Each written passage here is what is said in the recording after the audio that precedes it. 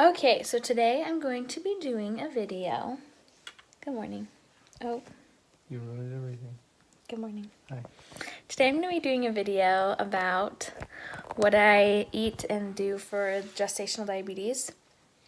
So I took my fasting number this morning. So I check my blood sugar 4 times a day. When I first wake up in the morning after I haven't eaten all night, my doctor isn't super strict on like how many hours it needs to be. For a lot of people it's 8 hours. My doctor's not really strict on it, but I don't eat after like 9:30 ever. So it's usually a little longer than 8 hours. But my doctor isn't strict on it, so it doesn't really matter. So I take that first thing in the morning. It has to be under 95. This morning it was 70, so that's good. I have had lower fasting numbers than a lot of people. That's usually the number one indication of needing insulin, is if you can't control your fasting numbers, just because there's nothing you can really do about it, like you're not eating anything, so it's just that your blood sugar can't regulate itself overnight over that long of a time. So that's, a lot of people go on insulin for fasting numbers because obviously their body just has a really hard time doing that. I've been lucky. My gestational diabetes is completely diet and exercise controlled, so I haven't needed insulin, which is great. So I take my blood sugar first thing in the morning and then 2 hours after every meal to make sure I haven't eaten anything that has spiked my blood sugar, to make sure it's being maintained. Like I said, I am diet and exercise controlled, so I walk on the treadmill or do something like that for at least 30 minutes every day, if not more. You're not supposed to do like a ton of exercise when you're pregnant, so my doctor recommended walking, so I'll either go for a walk or walk on the treadmill, but it's not like a leisurely walk. Like on the treadmill, I'll go 1.5 miles in like 20 to 30 minutes, so I'm like really working to walk quickly, as quickly as you can when you're 38 weeks pregnant.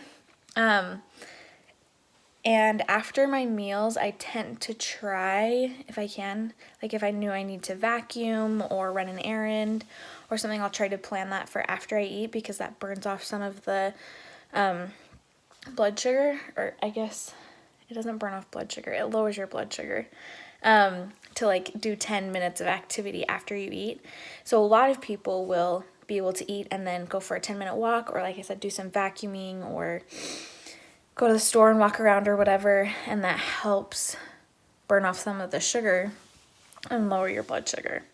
So that is what I try to do a lot of the time. Gestational diabetes is really different for everyone. I feel like I see lots of posts of people who everyone has different things they can and can't eat. I've only gone over my blood sugar level. So after 2 hours, you're supposed to be under 120 for your blood sugar. I've only gone over that twice, and both times were when I ate white rice. So I do not eat rice anymore. I haven't for 10 weeks. I have cut out rice. It's just my body can't handle it for some reason or another, so I just don't eat it. I'm lucky I can eat pastas. I can eat a lot of stuff that a lot of people can't eat. It's really personal, figuring out what your body can handle, what your body can't handle. It's very different for everyone, and it can change over time. So like the longer you go in your pregnancy, some people level out and can eat pretty much whatever. Some people it gets worse, so they will eat the same things they've been eating for weeks, and it will spike their sugar because they're getting closer to when the babies do, so their placenta is bigger and stuff like that. So it just really depends on you, kind of testing out what you can do. For me, the biggest thing has been knowing when I'm going to eat, so like I don't snack except for, so I'll have my breakfast, then you have to wait 2 hours, you test your blood sugar, then I can have a snack in between my breakfast and my lunch, in between my lunch and my dinner, and before I go to bed. And I don't always eat those snacks, just if I'm not hungry, but knowing when I'm going to eat, so I'm not snacking all day, but like being like, now is snack time, I'm going to go have a snack.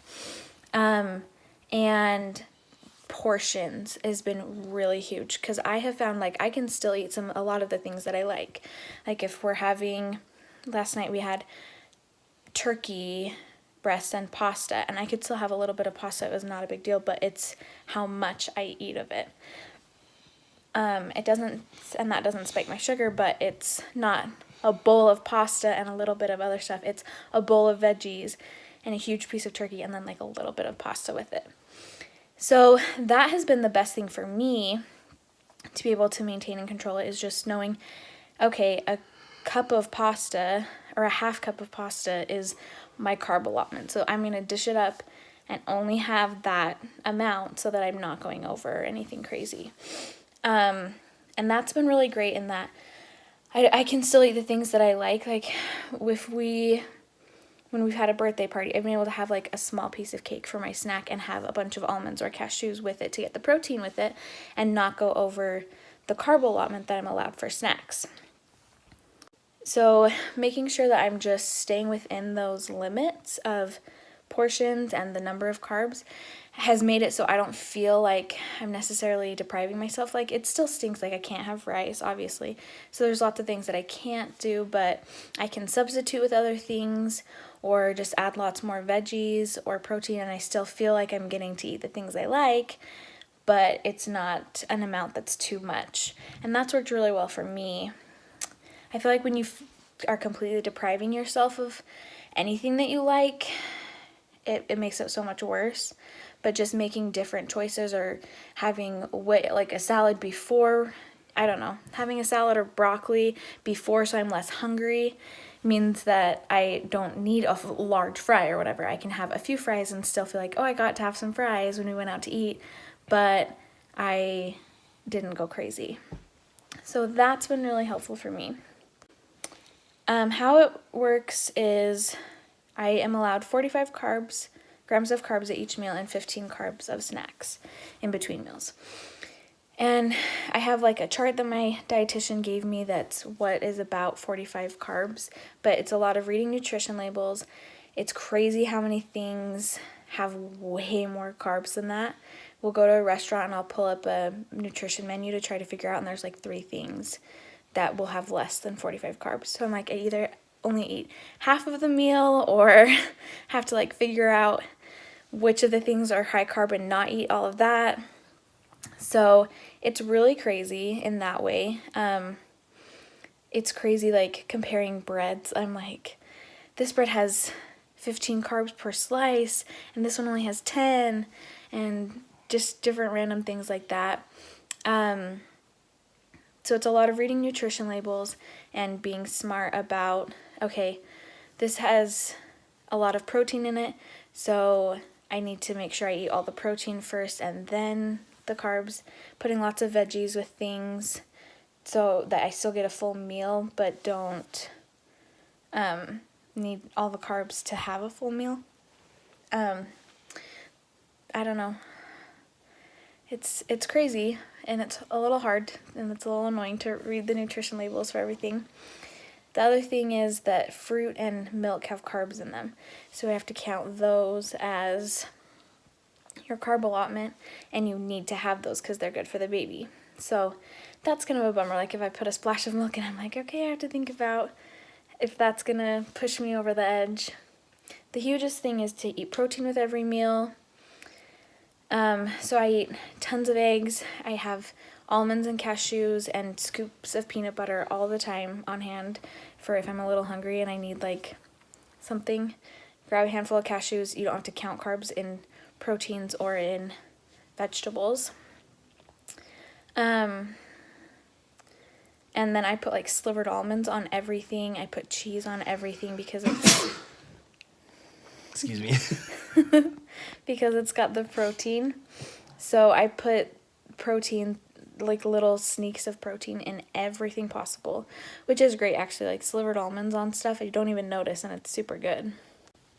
And I've just gotten a lot more aware of like salad dressings that have tons of sugar or pasta sauces that have tons of sugar, because can't have those obviously. And I've tried different kinds of pasta like whole wheat and chickpea and protein pastas are good. I'm only eating whole wheat bread. and like whole wheat tortillas, or there's this really good like flaxseed spinach tortilla thing that I really like. My body does pretty well with like regular pasta and like sweets. Like if I have a bite of a sweet, or like I had some gelato last night, my sugar doesn't spike as long as I eat some almonds or cashews with it. I always try to like go for a walk if I know we're gonna go get a treat after, and that doesn't happen all the time, but it's nice every once in a while to still get a treat and, not completely be cut out everything that I like. So that's basically the long and the short of it. My favorite go-to snacks are protein bars, fruit with almonds or cashews, cheese with vegetables, or like, I don't usually eat crackers, but you could do cheese and crackers. Popcorn is a whole grain and it has good fiber. So like a couple cups of popcorn is a really good snack. I usually eat it with cheese or peanut butter or something like that. Those are kind of my favorite go-to snacks. If I need a sugary treat, there's sugar-free Jell-O pudding, which doesn't have, my doctor's pretty strict about sugar-free substitutes, like just because she's like, we don't know how they are for pregnant people, so I have to check ingredients for sugar-free things. The sugar-free Jell-O puddings don't have any of the chemicals that she's been worried about, so that's good. There are these really good So Delicious soy-free ice cream bars that are 15 carbs, which is perfect for my snack, and they have protein in them. They're almond. They're so good. There's Yazo bars that are ice cream bars that are good, like Halo Top has high protein and not tons of sugar. If we're just gonna have like a regular treat, or if it's like, I said we had someone's birthday, so I had a small piece of cake and almonds and peanut butter with it after to get me lots of protein. So I have had really good success with things like that. I know some people it's really different and they can't do anything like that. For me,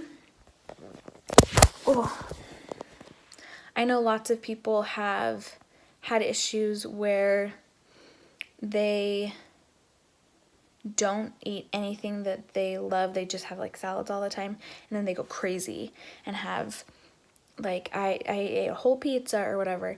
So for me, it's worked better to have like a little bite of pizza with my salad, or like a small piece of cake with protein or whatever, to not feel completely deprived and still be able to stay on the diet within my carb limits, things like that. So that's worked really well for me.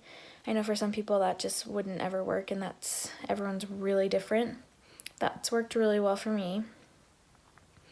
The other thing is drinking a ton of water. That's really important. I get big cups of crushed ice chips, and chew on that all day, because sometimes you just eat because you're bored. So if I have like ice chips to chew on, I'm getting water, which is great, and I'm getting to like chew on something, like snack on something. I mean, that's not really a snack, but it feels like I'm chewing on eating something. So that's been a really good secret for me. And yeah, there's foods that I'm sick of, and it's important to like try new things, really read nutrition labels and look at serving sizes, because you think, oh, this only has so many carbs, but that's for like a fourth of the box or whatever. And it's like, oh, when you eat the whole macaroni and cheese box, that's a ton more carbs than you thought. So reading nutrition labels is really, really key. And just figuring out what works for you and your body, and not comparing it to other people, because some people can eat whatever they want. Some people really have a hard time eating anything. But veggies and protein are the huge players, and they'll help you feel full. I've not been hungry on this diet at all. because I am eating tons of protein, and I have, like I said, really upped my veggies, so I'm not hungry on this diet like ever.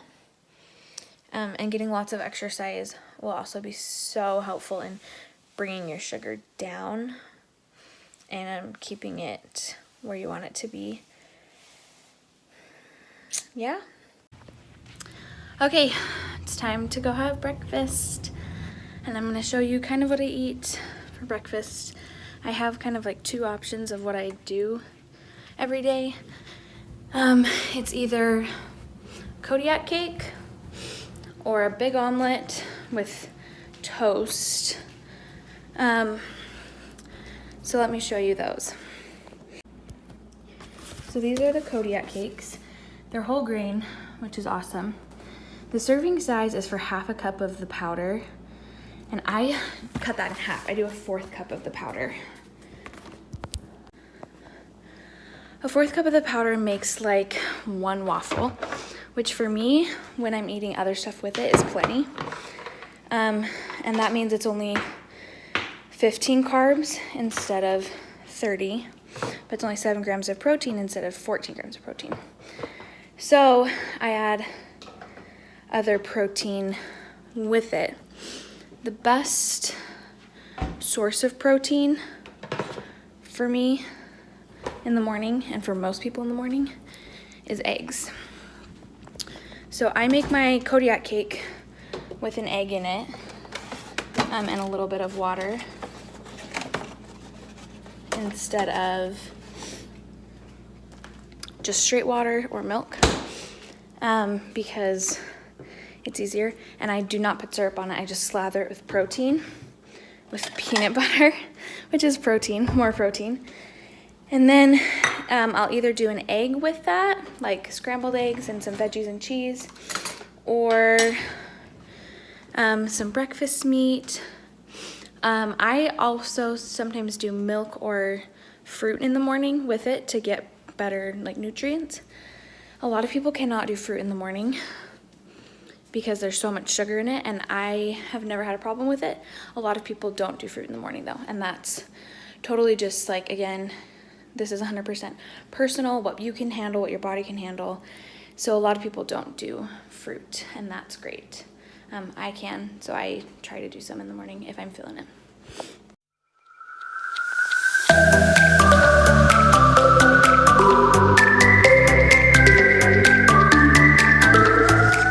So I do mushrooms or avocado or tomatoes or peppers or cheese or some mixture of all those with my eggs to switch it up. Adding other stuff to the eggs makes them way more filling, and like avocados are really healthy fat. Mushrooms have really good nutrients and they're really filling, so help you feel way more full. Tomatoes are just fun, it like changes it up. And cheese, I'm getting super sick of cheese. Whoops. Mushroom down. Yeah, I'm getting really sick of cheese, but like putting it in with the eggs makes it easier because I'm not dying.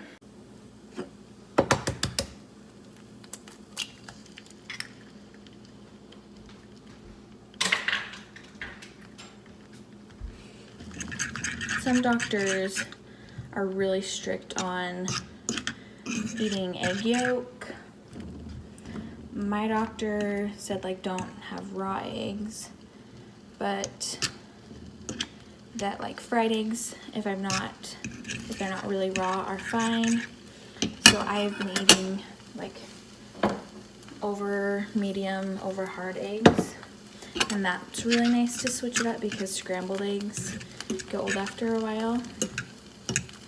Again, doctors are really different, so it just depends on what your doctor says is okay or not for pregnancy. My doctor has also said that like lunch meat is fine as long as it's heated up, so that the listeria potential issues are cooked out. So I eat lunch meat that I've like cooked up or microwaved or whatever. and my doctor's great with that. So I eat that for breakfast sometimes, or put it in my omelet. Yeah, it's really what your doctor says.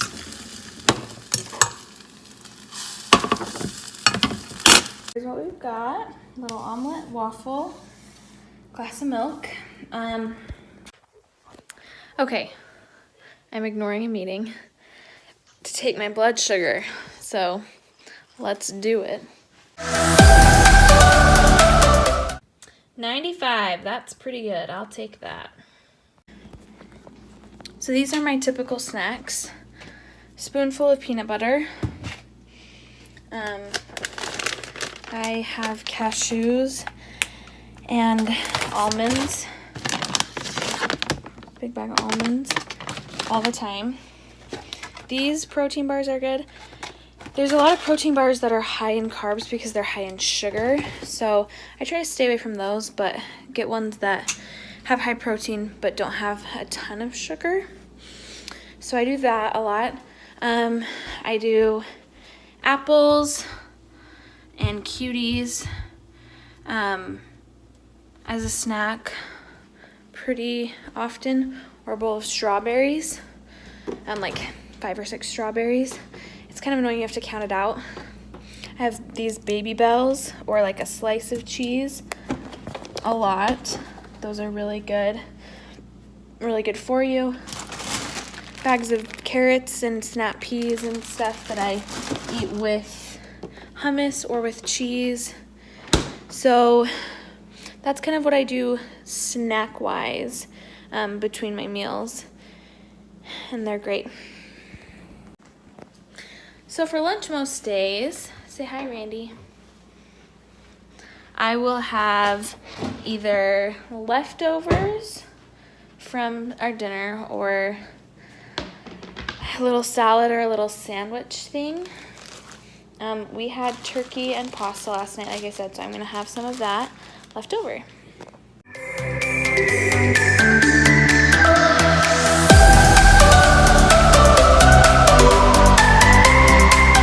Okay, so I have in here mushrooms, carrots, and turkey.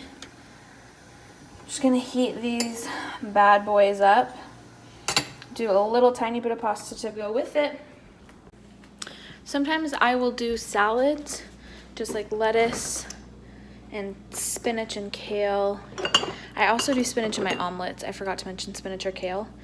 I'm out of it right now. I'd use just plain rice vinegar or olive oil or balsamic as a salad dressing because it's way lower in sugar. And then I just dump slivered almonds on the top instead of croutons. It's a nice yummy texture change, but high in protein, which is great. So yeah. Okay, that's it. It's half a cup of pasta with a turkey breast, a bunch of carrots and mushrooms. It looks pretty good. I might have a salad too. We'll see. Yeah, happy lunch.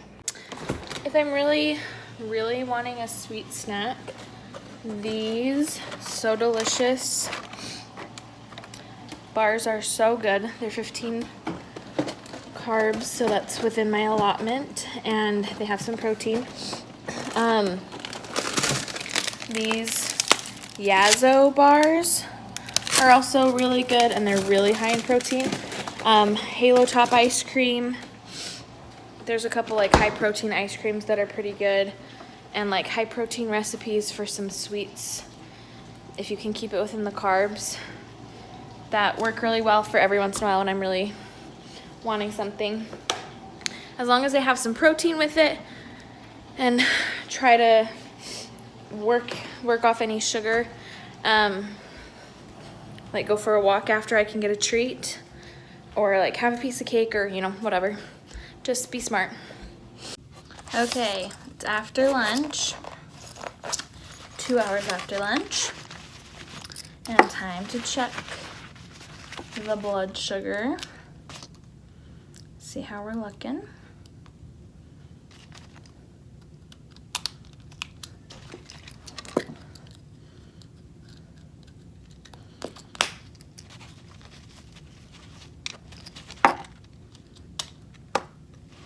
Sorry if you don't like blood.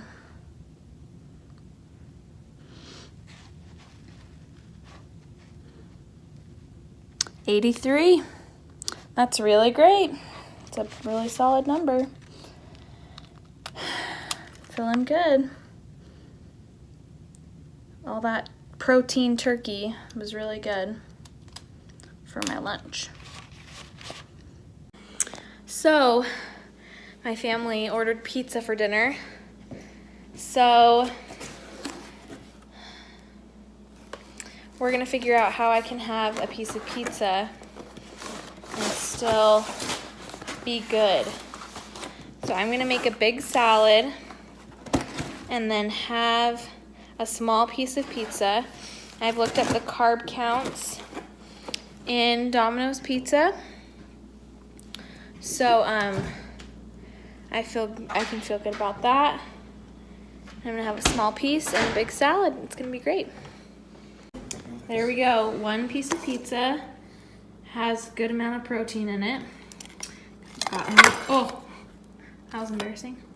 It's got meat and stuff and it doesn't have too many carbs in one slice. And then I got my salad over there with almonds for more protein. No sugar dressing. Looks good. And just took my blood sugar, last number of the day, 105. So had a good day, good food, good stuff.